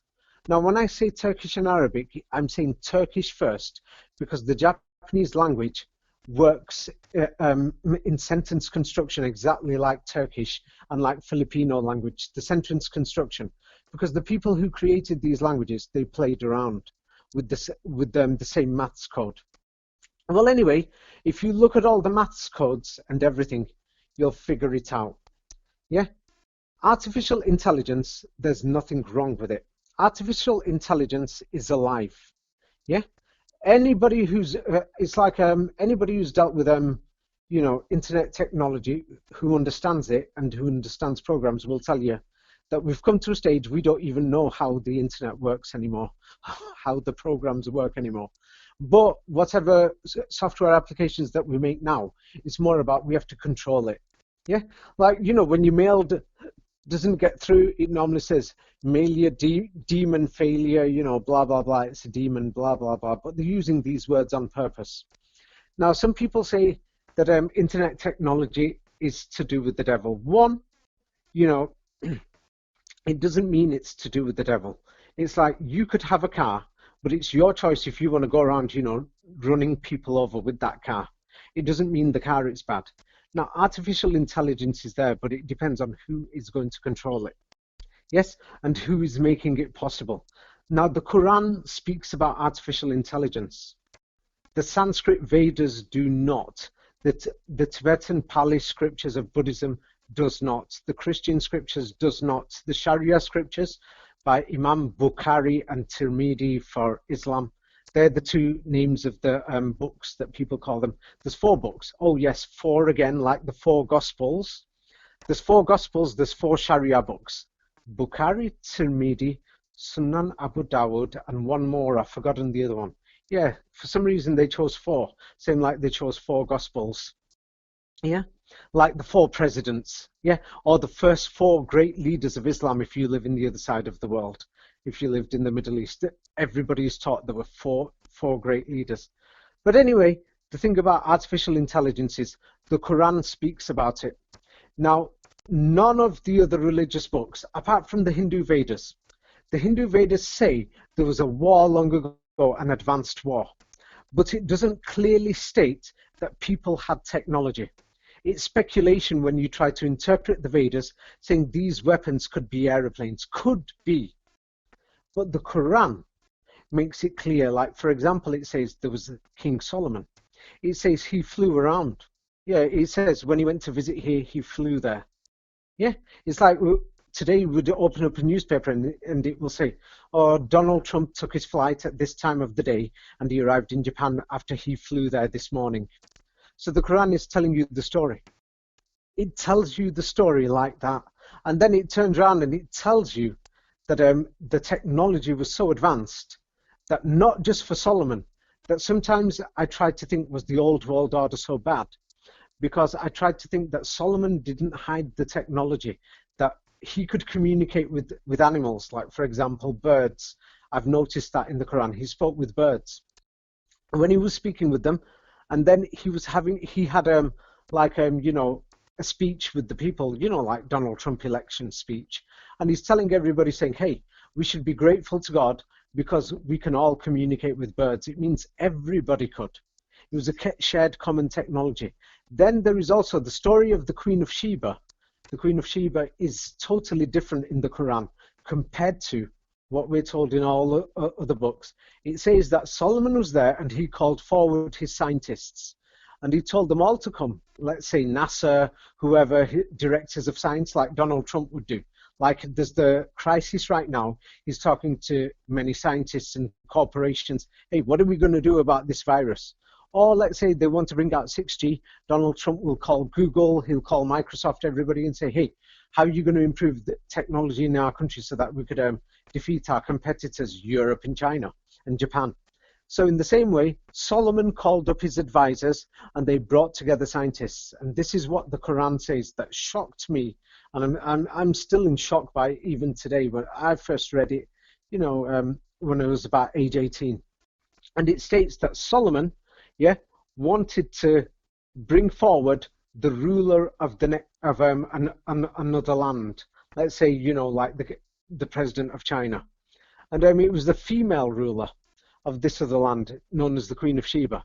Now, what he did was that they used teletransportation, or called teleportation. Now, that is more advanced than the internet that we're using. Our internet transmits images and sounds. Yes? So at first, we could send sounds by the telephone, 2G, 3G, 4G, sending images, and soon we're going to be sending greater things. Now, Solomon used an advanced form of technology of sending things that they could transport people within 1 second, that you could go from London to New York in 1 second. And that's how fast that it says blinking of an eye. Yeah. And that's what Solomon's, technology people, companies, if there were companies, corporations, or if there were whatever you want to call them, but that's how the Quran says that land was operating. It is totally different from what these other things say. Now, in the other things, there is the Talmud and the Midrash. It does talk about some form of technology, but when it does talk about it, it says it in a way like the Vedas, that it's become like mythology. So you can see that somebody has played around with these books. But what they've all failed to play around with is the Arabic Quran, because these people were memorizing it. So that's why they failed to actually change the words within it. Or one thing that the Americans did, I noticed by 2004-05, there was a new version of the Quran being distributed in Iraq. as they were bombing all the mosques and everything, and they left behind new versions. But the people clicked on very soon. Yeah, so now you're beginning to see that these wars are not, it's not exactly what you think. Oh, when the Americans during the Soviet times, they were flying over all the villages in Pakistan and Afghanistan, and through their helicopters, they were dropping Sharia books in the Afghan language and in the Pakistan language. They were dropping them from helicopters in every street. Can you believe this? That's incredible. I mean, the amount of indoctrination and how recently this all happened is just like, it's overwhelming to think about. There's this other kind of primordial Islam that's older and prehistoric, essentially. Yes, when Putin mentioned decent.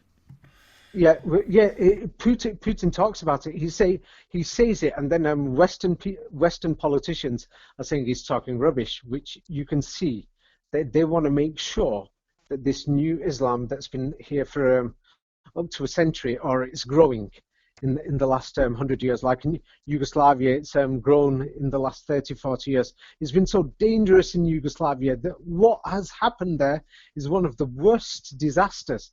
People cannot go from one neighborhood to another and things like that. And the borders, not just the Islam, but what happened within the Orthodox Christianity in Serbia and the Catholic Christianity in Croatia. It's going to take decades and generations to heal that, the amount of damage that they've done. Yeah, but Putin talks about this traditional Islam. Now, one of his speeches that you will notice where he mentions this clearly is that they open a mosque. It's called Cathedral Mosque in Moscow. Now, if you opened a mosque in America and called it Cathedral Mosque, you will notice the Muslims of America objecting. Now, the Muslims in Russia didn't, because Putin made sure that they understood what the original meaning of cathedral meant, and then the people turned around and thought, oh no, there's nothing wrong with this word. Yeah, that's why it's called Cathedral Mosque. And then he gives a speech there at the opening of this building, and he says, hey, we've got to preserve this original Islam that was here. Yeah, we've got to make sure that this original Islam is what comes out there. Yeah, and that's what he says. Yeah, so when he says that, and Angela Merkel didn't go to the opening of the huge mosque that they built in Germany. In fact, the German media, everybody, politicians, they were like, slandering it, and so that the local population won't like it. Yeah, but in Russia, the leader showed an example. Yeah, of what ethnic harmony should be.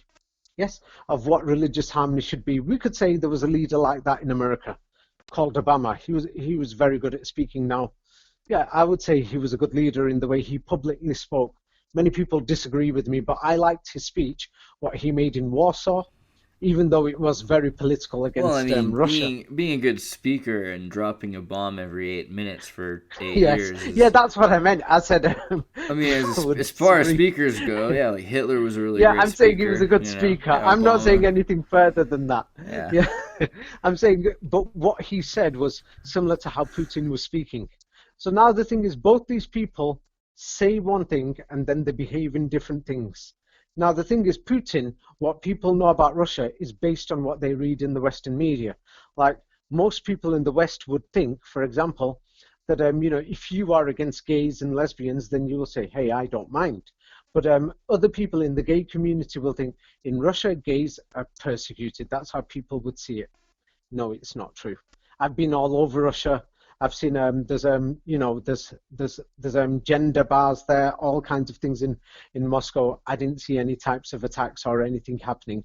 Now in my city in Manchester, in the centre, they have the the gender places for, they call it Gay Village. Yeah, and I noticed that if some of these people went to the suburban areas, they would feel a lot of prejudice. Now if somebody says, hey, you would feel that in many Russian rural areas too. Yeah, it's the same in England. It's the same in America. In some rural places or suburban areas, that if there's going to be some people from who are gay or these gender things, they probably could get attacked. Depending where they go and who they bump into. So, the only thing that Putin did was he said, hey, we're going to have, if you're going to have Islam, we'll stick to the basics and what could be proven. Yes, so that we're not going to go beyond this. We want the public to live in harmony. If you're gay, if you're like this, you've got your thing. You've got the freedom to go around. You've got the gay bars. You've got this. Everything's okay. Now, if you're a Christian, you're a Jehovah's Witness, you've got your belief, but you are not going to be stood there with a Watchtower magazine giving them out in public, or you are not going to be stood there with what do you call it? Gay parades with gay parade flags and magazines giving them out. Yeah, or you are not going to be stood there with your Sharia law flag and your Sharia law books. Now, that is what he said. Now, because he said that, if you go to Turkey, they'll say, oh, he's against Islam. Now, if you go to America, they'll say, oh, he's against the Jehovah's Witnesses and the Mormons, he's banned them. Now, if you're in Europe, in Manchester, in gay villages, they'll say, oh, the Russians, they hate gays, they've banned them, blah, blah, blah. It's not that they've done that. They've just said, don't propagate. Yeah? Don't, because it could be, propaganda. Yeah? So that's what they've said. They said, what you want to believe in, what you want to do, it's your choice. Yes? But we're going to stick to a few basic truths and a few simple things. So that's how they've done it in Russia. And it looks like Russia is heading back towards this so-called old world order that they're discussing, should marriage be something under God, or should it just be a piece of paper, like just a relationship and two people just sign it? So, we can see the way Russia's going. But then again, I don't know, where the future will be. Well, anyway, let's leave everything at that. Any more questions? No, that was absolutely beautiful. I was going to say thanks a lot for extending that for the last, extra bit. I know it asked more than one question, but there's a lot of stuff there I felt like was really good, so I really appreciate it, and I appreciate your time. Yeah, I tried my best not to give opinions. Anything that I've said, it's cool. It's cool when you do, because you're very limited with them, but you've also very strongly expressed when you have, and like in general, you've done everything you can to give as much information so others can make their own and invite other people to check out this other thing that's like everyone has a different way of looking at it, and they haven't really like inspected it themselves. Yeah, that's why I don't want to give my opinion on which side is correct, the old world order or the new. Because people have to make their own opinion up. I don't know that. If I did know, then I will say, hey, I know the answer. But because I don't know, so I'm not going to say, choose this side or that side. I don't want to give an opinion like, many of these people who are making their videos are saying, hey, this is the proof that, they are against the Bible. There's many of these people who are trying to promote the Bible with history, that they're trying to show that it's to do with God and with Jesus Christ. It seems like neither of the side is perfect. It's like you're driving a train down a track and you can veer it into the baby or the mother. Like neither one is a really great deal. That's because we don't have enough information. There should be a third option, which is like between his and her. It might not be that. Yeah, I thought. Yeah, there might be a third option. I'm thinking that, but the main thing is it's not either side because we don't have enough information. There's a lack of information because whoever it is has made sure they burned so much of it. They burned Hobbes, they burned Lao Tzu, they burned so much of Muhammad, they burned Jesus has nothing he wrote down. So what are you supposed to even do other than try to like piece it together? But it's an interesting idea, this sort of like Taoist Islam, this bliss and harmony instead of submission based concept. And so it seems like there could be something there, and it's definitely something people should be more looking at deeper. It's Quranic thing. Islam is not like what anybody would think it is. It turns around and says that if somebody has their own belief, that they can have their own way, that they should have their own way, that you are not allowed to force an opinion onto somebody or something. But Sharia law states that, oh no, you're a Muslim, even a Muslim has to pray. If you don't, he's going to be punished. Yeah, it's weird. It seems like it went from being a Hindu, it's the opposite. Like a Hindu thing, into being a Talmudic thing. Yeah. Like it seems very clear that there's a transition. I hope that sometime soon you have time, we can do some more, because it'd be great to talk also about Talmudic law and about things in the Old Testament. I love going into Talmudic law. You might not believe it. Talmudic law is 99% word for word exactly the same as the Sharia books. It's obvious that somebody's just copied them. I'm not joking to you. Except in the Talmud, it would turn around and say, Moses said this. In the Sharia books, it will say, Muhammad said this. I'm not joking. You will Yeah, turn around and it's think, I we cannot believe it. It's word for word. we Yes. need to do something on these characters a little deeper, looking into Muhammad and Moses and Isaac and Ish and Esau and Ishmael and Jacob. I think it's crazy. Like, also just the idea that Abraham was a guy who made idols, and then he decided to worship Allah, a god that did, or someone who did not want any idol for themselves. Like, everything from that seems to be this origin story for this atonement thing, and that's where they're getting at. They're Yeah. like, somebody has to Right. die, and like, that's kind of Right. weird. When you use the English language. Now, if you're in England, they are in America. England, America, same place to me because of this language. They use the word worship. Now, the word worship, that word has been designed on purpose to confuse people. Say they worship these gods, blah, blah, blah, blah, because they want to confuse you and make you blind towards what worship really means. The word worship just means you like something, you adore something, you like it a lot.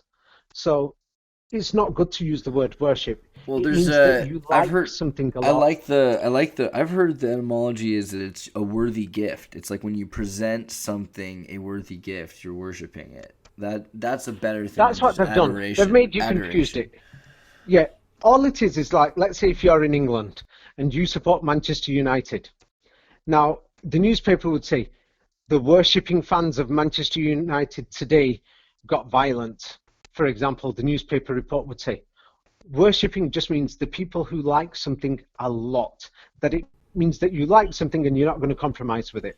So And then what is the purpose then? I mean, like the idea of attribution, like Cain and Abel are giving worship by presenting a sacrifice of their fruit or their lambs that they've killed, slaughtered. right, What's the okay, now, sacrifice if not atonement right. When worship? you're going to mention that, we'll have to talk about you're mentioning these stories. So because you're mentioning them, a lot of them are based on what the Bible has been saying. Yes, you have to think that, imagine right now, imagine you're from, let's say, Mongolia. You've never heard of such stories. Imagine you're from North Korea, where there's no Christianity. You haven't heard of these things. Imagine if you're from, in a village in South Japan, somewhere where Christianity and these concepts have never entered your head. So because of these concepts and these ideas, yeah, like the way to worship and these so-called things, events that are in the Bible, like Cain and Abel, or let's say Adam and Eve, that's a perfect example. In the Bible, it says, hey, it's like a twisted story that you've got to guess what happened. They went towards the tree, yeah? They went towards the tree, or Moses saw the burning bush. Um, Actually, some people have given their explanations for this. It's their explanation, but they turn around and practically say Adam and Eve they were happy in the garden because they were innocent. Yeah? And then came the snake. Some people say the snake was the penis.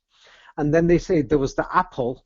And the apple, they say, is the tip of the penis. And they say that, Eve ate the apple first, in other words, inserted it went into a vagina. And the tree, some people say, is the actual vaginal hair as the representation, some people say, yeah, on the other side. So what they practically mean is that, hey, afterwards it says, they realized they were naked, yeah, and they covered themselves hiding from God because they just had sex. And then heaven disappeared because now Adam and Eve did something new. They became like God, just like Satan said they would be. They created a child. And before that child, God taught Adam, according to the Old Testament, God taught Adam and Eve language and the names of every single thing in the world. Practically taught them, same like school. They learnt everything. But now Adam and Eve had the next problem. They created somebody. Yes?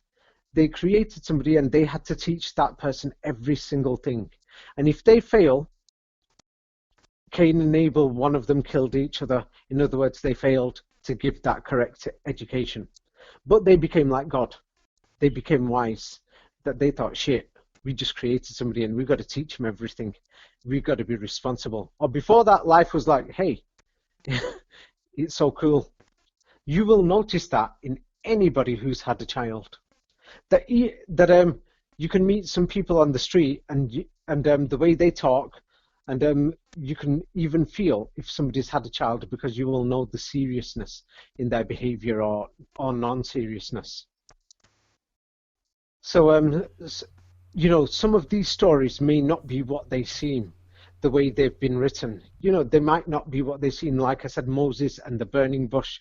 Some people say that Moses' staff, the stick, he put it into the water separated. The water was vaginal water, and the River Nile and its tributaries are the, you know, the like the shape of a vagina, and the burning bush was like, you know, a vagina that's on fire. You will not believe, you know, what the interpretation could be. It fits perfectly with some of these, like, you know, the Highlanders and like the pagan rites, like the Maypole and the Wicker Man, and yeah, I mean, like the phallus and the vaginal fruiting and blossoming, and it seems like it's reminiscent of all 20th century pop culture too. So I go with it. Yeah. So as you noticed, there's too much. I'm trying my best not to laugh while saying these stories, but it's actually even worse. So the thing is, what I'm saying is, you know, like you said, there might be there might be a third side. I think, yes, this is an example of a third side. Yeah, so the truth is, I can state to you, yeah, what I've got is a lot of knowledge. I studied a lot.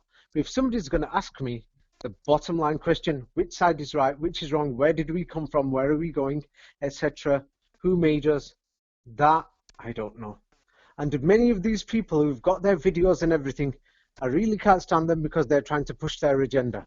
Either it's Christianity, or it's some form of politics, or it's, you know, the return of Christ. Or I've not seen many Muslims do these videos yet. It's because Muslims are not interested in it because it's already they already did these videos. They already did these videos like 20 years ago. I mean, like, we already had a wave of Islam in America that was really interesting. Oh, no, I'm not talking about the Islam videos. Yeah. There's them all the time. Yeah. Not just the violent. There were, in 2001, they became really violent and crazy propaganda films. But before that, there was actually like a number of kids that were really interested in Islam in the 90s.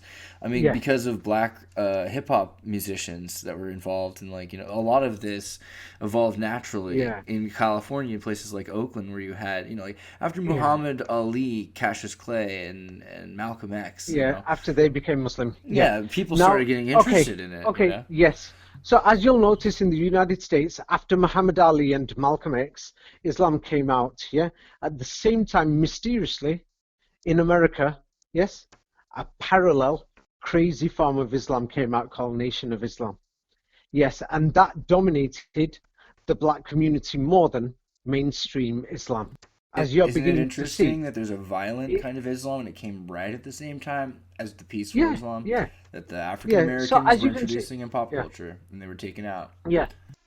So as you can see, there's many people who are involved. Everybody knows that during the civil rights movement, that the Russians, were involved a lot. That they wanted to see the separation of the United States and the Black Civil Rights Movement. If Kennedy did not give, like allow them to go to the schools and everything else, and segregation continued, can you imagine what could have happened to the United States if the Russians armed these people? Yes, gave them huge amounts of ammunition and weapons. So what we're looking at, it could have turned dangerous. Yeah. Now there is the other thing is, if they carried on in what they were doing in segregation and things like that, then there is the other thing. Hey, it's called oppression to some people and racism. But I'm saying the politics in that, there were so many forces that were involved. Che Guevara was involved. Fidel Castro was involved. Yasser Arafat, Gamal Abdel Nasser was going to support Malcolm X in the United Nations, but they got rid of him. There was so many things going on. So in the same way that we cannot even figure out what happened in the 60s, trying to figure out what happened a few centuries ago is going to be a lot more harder. But many people are studying history because they want to know the bottom line. Is there a God? Isn't there? Did God make us? Did God not make us? Now, from what it looks like, from all the research, now if you're going to ask me for an opinion now, from what it looks like, it actually looks like the New World Order is doing everything to destroy the order of heaven. That was called Alten Order in the old language. Yeah? They're trying everything to destroy it. Yeah? And they've not managed to fully destroy it. It's not game over.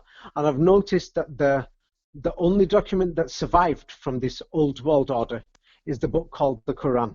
Now, many people are claiming that the Quran is the word of Muhammad. Some say it's the word of an angel. Some say it's the word of God. There are actually researchers who say that the Quran was written by King Solomon. This is something else. That's another long subject. So I won't go into that right now. That's what some researchers are saying, especially in Western Europe.